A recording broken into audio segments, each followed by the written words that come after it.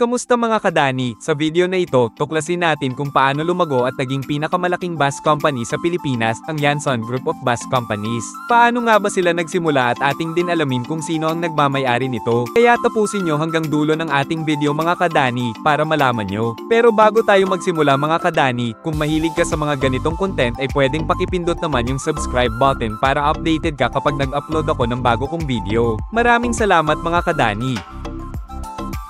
Una mga kadani ay ang Bulacar Transit Incorporated. Noong 1968 sa Bacolod City, Negros Occidental, itinatag ni na Ginoong Ricardo B. Yanson Sr. at Ginang Olivia Villaflores Yanson ang Bulacar Transit Incorporated gamit ang isang 14-seater jeepney. Nagsimula ito sa rutang Bacolod-Valladolid-La Carlota at lumago hanggang nakilala bilang Ceres Liner, ipinangalan sa kapatid ni Ginoong Ricardo. Ang pangalang Bulacar Transit ay hango sa mga unang rutang dinaanan ng kumpanya sa Negros Occidental. Mula sa Valladolid at car mula sa La Carlota. Mula sa simpleng jeepney, lumago ang operasyon ng BPI at ngayon ay kinikilala bilang pinakamalaking bus company sa buong Pilipinas na may mahigit 4,800 bus at maraming terminal sa Visayas at Mindanao. May mga pangunahing hub sila sa Bacolod, Iloilo, Dumaguete, at Cebu, at ang kanilang serbisyo ay umaabot sa Negros, Iloilo, Capiz, Aklan, Cebu, Bohol, Leyte, Samar, at ilang bahagi ng Mindanao gaya ng Zamboanga. Ang Bulacar Transit ay hindi lamang isang kumpanya ng bus, ito ay naging haligi ng pampublikong transportasyon sa bansa, nag-uugnay ng mga isla, lungsod, at komunidad sa pamamagitan ng ligtas at abot-kayang biyahe. Ang fleet ng Ceres Liner ay pangunahing binubuo ng mga modernong bus mula sa mga manufacturer tulad ng Yutong, King Long, at Hino, kasama rin ang ilang locally body-built units na kilala sa bansag na Yanson, Viking, Legacy, at Coaster.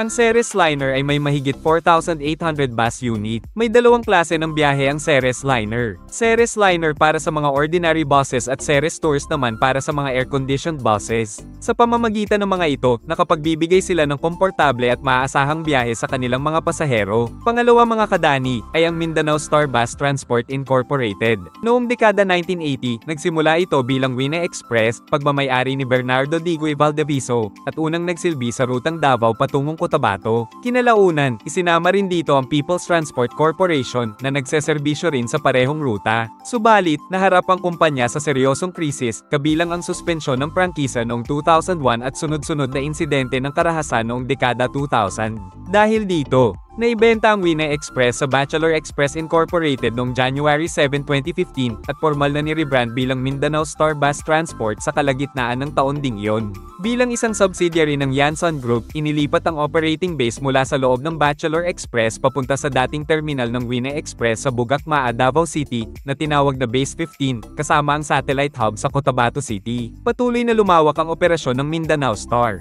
October 2015 nakuha nito ang holiday bus na may rutang Davao patungong General Santos. At noong April 2018 isinama rin ang Island City Express na bumibiyahe sa rutang Davao patungong Island Garden City of Samal na nanatiling brand ng grupo. Ngayon, kilala ang Mindanao Star sa kanilang serbisyo sa mga rutang Davao patungong Digos, Kidapawan, Cotabato, General Santos, at Marawi na bumubuo sa Socsargen at Pan-Davao Network. Sa kasalukuyan, tinatayang may mahigit 100 bus units ang Mindanao Star, karamihan ay mula sa mga kilalang manufacturer tulad ng Yutong, King Long, Hino, Golden Dragon, at Daewoo na ginagamit para sa intercity at lokal na biyahe sa buong Mindanao. Pangatlo mga kadani, ay ang Rural Transit of Mindanao Incorporated. Noong 1985, pumasok sa industriya ng transportasyon sa Mindanao ang mag-asawang Ginoong Ricardo at Ginang Olivia Yanson nang bilhin nila ang Fortune Express at ilang units ng Bachelor Express sa Cagayan de Oro. Mula rito, ipinanganak ang Rural Transit of Mindanao Incorporated na mabilis na lumago at naging pangunahing bus operator sa isla. Pagsapit ng 2005, lalo pang lumawak ang operasyon ng may sama sa kanilang network ang Lilian Express Incorporated at Mary May Express na nagpatibay sa koneksyon ng RTMI sa iba't ibang bahagi ng Mindanao at nagsilbing tulay para sa libu-libong pasahero araw-araw. Sa kasalukuyan, nakabase ang punong himpilan ng RTMI sa Barangay Bulwa, Cagayan de Oro City at may mga pangunahing terminal sa Cagayan de Oro, Pagadian, at Dipolog. Tinatayang may higit 1,500 bus units ang kanilang fleet na bumibiyahe sa Northern Mindanao, Zamboanga Peninsula, at Caraga Region. Ang fleet ng RTMI ay binubuo ng mga kilalang brand tulad ng Hino, Yutong, Kinglong at ilang units mula sa Isuzu at Nissan Diesel. At may dalawa ring klase ng biyahe ang RTMI. Rural Transit para sa mga ordinaryong bus, at Rural Tours naman sa mga air-conditioned buses. Mula sa simpleng acquisition, ang Rural Transit of Mindanao ay naging haligi ng pampublikong transportasyon sa Mindanao, naglilingkod ng ligtas at maasahang biyahe sa milyon-milyong pasahero taon-taon. Pang-apat mga kadani, ay ang Bachelor Express Incorporated. Noong 1985, pumasok sa industriya ng transportasyon ang mag-asawang Ginoong Ricardo at Ginang Olivia Yanson nang bilhin nila ang mga kumpanyang Fortune Express at Bachelor Express sa Cagayan de Oro. Pinili nilang panatilihin ang pangalang Bachelor Express na mas kilala na noon sa rehiyon at dito nagsimula ang opisyal na operasyon ng Bachelor Express Incorporated. Mula rito, lumago ang operasyon at naging mahalagang bahagi ng pampublikong transportasyon sa Silangang Mindanao. Noong 2013, lumawak pa ang kanilang serbisyo nang makuha nila ang CCJRC liner na naglilingkod sa rutang Davao patungong Santo Tomas.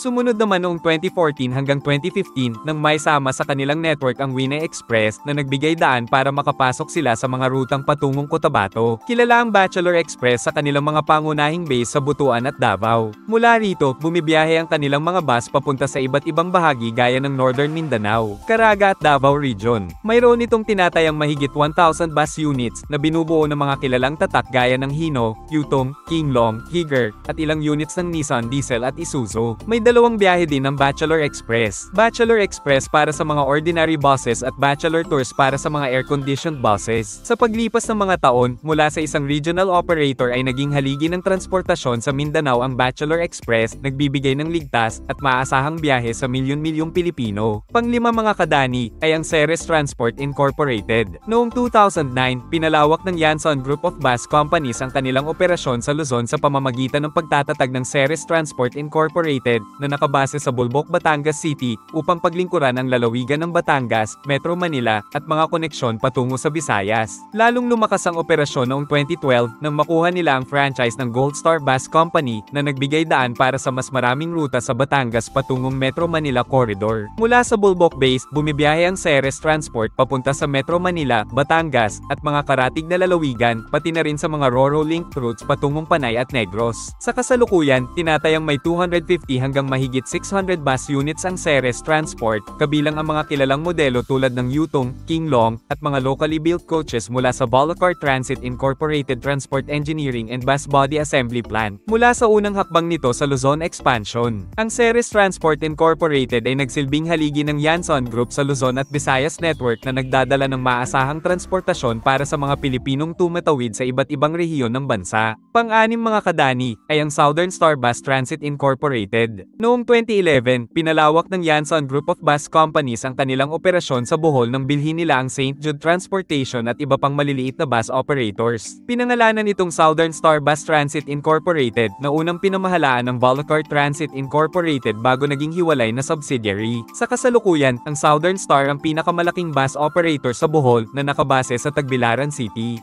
Tinatayang may 150 bus units ito, karamihan ay ordinary fare buses, at may ilang air-conditioned units. Ang kanilang fleet ay binubuo ng mga modernong buses mula sa Yutong, Kinglong, at mga locally assembled Yanson-built coaches mula sa Bulacar Transit Incorporated Transport Engineering and Bus Body Assembly Plant. Mula sa simpleng acquisition, ang Southern Star Bus Transit Incorporated ay naging haligi ng pampublikong transportasyon sa Bohol, naglilingkod ng ligtas at maasahang biyahe para sa libu-libong pasahero araw-araw. Pang-pitong mga kadani ay ang Gold Star Bus Transit Incorporated. Noong 2012, pinalawak ng Yanson Group of Bus Companies ang kanilang operasyon sa Luzon nang makuha nila ang prangkisa ng Gold Star Bus Company na kilala sa rutang Batangas patungong Cubao at Batangas patungong Alabang. Sa simula, inoperate ito ng Ceres Transport Incorporated bilang bahagi ng kanilang expansion, ngunit kalaunan ay hinati ang operasyon at itinayo ang hiwalay na subsidiary na Gold Star Bus Transit Incorporated.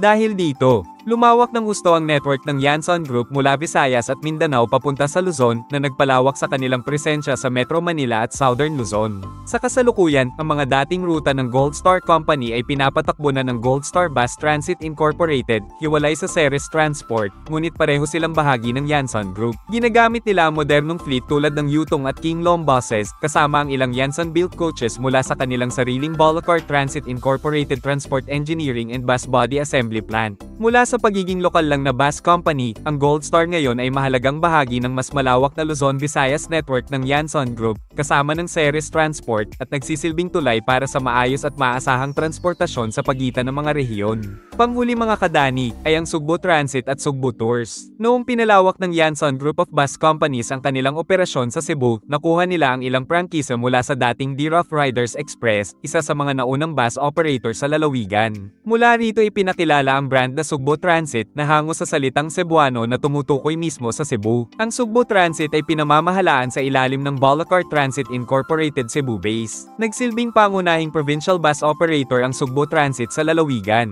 Kabilang sa mga rutang pinaglilingkuran nito ang mga biyahe mula Cebu City patungo sa iba't ibang bayan at lungsod sa Cebu at ilang karatig lalawigan. Upang matugunan ang pangangailangan ng iba't ibang klase ng pasahero, ipinakilala rin ang Sugbo Tours na nagsisilbing air-conditioned variant ng Sugbo Transit. Sugbo Transit para sa ordinary buses at Sugbo Tours naman para sa air-conditioned buses. Pero may mga Sugbo Transit brand din na air-conditioned. Ang kanilang fleet ay binubuo ng mga modernong unit gaya ng King Long, Yutong, at mga in-house built Yanson buses mula sa planta ng kumpanya. Mula sa isang dating lokal na operator, lumago ang Sugbo Transit at Sugbo Tours bilang mahalagang bahagi ng pampublikong transportasyon sa Cebu, nagbibigay ng ligtas at maasahang biyahe para sa libu-libong Cebuanos araw-araw. Sa kasalukuyan mga kadani, ang Yanson Group of Bus Companies ay pinamumunuan ni Leo Ray V. Yanson, na nagsisilbing chairman at president ng Bulacar Transit Incorporated, ang flagship subsidiary ng Yanson Group. Si Leo Ray ay muling inihalal sa mga posisyong ito sa mga nakaraang stockholders, meetings ng BPI at iba pang mga subsidiary ng Yanson Group of Bus Companies. Kasama niyang nanunungkulan si Ginang Olivia V. Yanson, ang matriarch ng pamilya, bilang corporate secretary at treasurer. Ang pamunuan ni Leo Ray at Ginang Olivia ay nagpapatuloy sa pamamahala ng Yanson Group, na may higit sa 4,800 bus units at mahigit 18,000 na empleyado, na nagsisilbi sa mahigit 700,000 na pasahero araw-araw sa buong Pilipinas. At yan mga kadani, ang Yanson Group of Bus Companies, ang pinakamalaking bus company sa Pilipinas. Grabe, sobrang laki ng sakop ng Yanson Group. Kayo mga kadani, nasubukan nyo na bang sumakay sa mga bus ng Yanson Group? Paki-comment naman sa comment section ang kwento nyo, at aking babasahin. Maraming salamat mga kadani sa pagsama sa akin hanggang dulo ng ating video. Dito ko muna tatapusin at kita-kits ulit tayo sa susunod pang mga video.